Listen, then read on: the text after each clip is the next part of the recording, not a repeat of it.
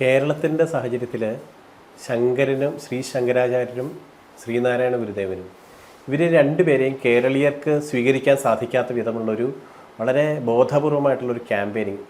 ശങ്കരാചാര്യരെ Brahmanical ഹെജുമണിയുടെ ആളാക്കിയിട്ടും Sreenarayana ഗുരുദേവൻ ഒരു ജാതിയുടെ മാത്രം സാമൂഹ്യ പരിഷ്കർത്താവായിട്ടും ഒക്കെ ലേബൽ ചെയ്തിട്ട് ഫലത്തിൽ ഒരാൾ സംസ്കൃതത്തിലും ഒരാൾ അതിമനോഹരമായ മലയാളത്തിലും ഒരേ തത്വം തന്നെയാണ് ആവിഷ്കരിച്ചതെന്നുള്ളത് മലയാളിയെ അറിയിക്കാതിരിക്കാൻ നടന്ന ശ്രമം അത് കേരളത്തിനെ ഒത്തിരി പിന്നോട്ടടിച്ചിട്ടില്ലേ? കേരളത്തിന് അതാണ് പിന്നോട്ടടിച്ചതെന്ന് പറയാൻ പറ്റില്ല.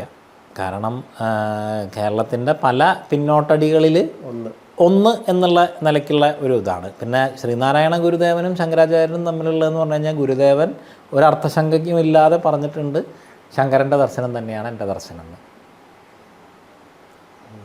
ഗുരുദേവൻ സ്ഥാപിച്ച ആശ്രമത്തിന് പേരിട്ടത് അദ്വൈതാശ്രമം എന്നാണ്. കണ്ട നീ മിണ്ടാതിരിക്കെ കേട്ട ഞാൻ പറയാം എന്ന മട്ടിലാണ് ഗുരുദേവനെ കുറിച്ച് എല്ലാവരും പറയുന്നത്.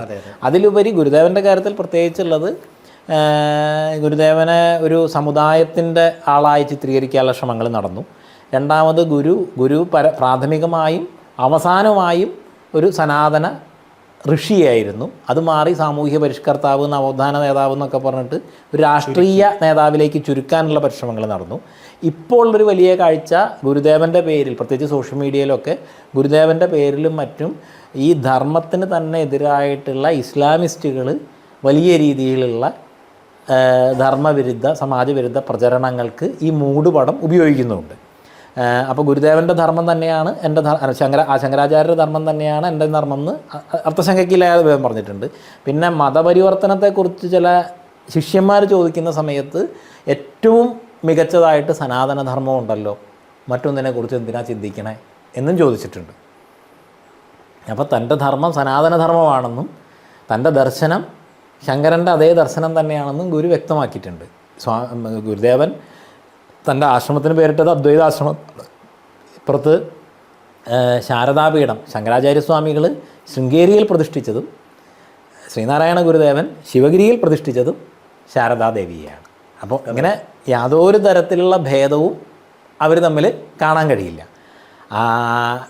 ഇവർ രണ്ടുപേരും അവരവർ ജനിച്ച ജാതിയെ, വർണ്ണത്തെ ഒക്കെ അതിവർത്തിച്ച ആളുകളുമാണ്.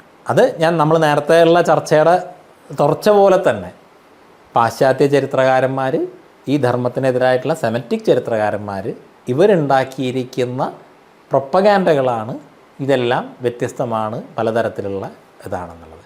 ഗുരുദേവൻ്റെ ഒരു മാർഗം തന്നെ നമുക്ക് വളരെ മനോഹരമാണ്. അതായത് നമുക്കൊരു കെട്ടുണ്ടെങ്കിൽ ആ കെട്ടിനെ ഇതിനെ മുറിക്കാം, അഴിക്കാം. ഈ മുറിക്കുക എന്ന് പറയുന്നത് നിഷേധാത്മകതയാണ്. അവിടെ അത് പിന്നെ നമുക്ക് വീണ്ടും ഉപയോഗിക്കാൻ കഴിയില്ല, ചെയ്യാൻ എളുപ്പമാണ്, പക്ഷേ വീണ്ടും ഉപയോഗിക്കാൻ കഴിയില്ല. അവിടെ മുറിവുകളുണ്ട്, സംഘർഷങ്ങളുണ്ട്, വേദനയുണ്ട്, എല്ലാം ഉണ്ട്. ഗുരുദേവൻ ചെയ്ത് ശ്രദ്ധാപൂർവം അതിനെ അഴിക്കുകയാണ്. ഇപ്പോൾ രണ്ട് ചരടിനായിട്ട് തന്നെ ഉപയോഗിക്കാനും പറ്റും. അവിടെ മുറിവുകളില്ല, സംഘർഷത്തിൻ്റെ അല്ല, സമന്വയത്തിൻ്റെ പാതയാണ്.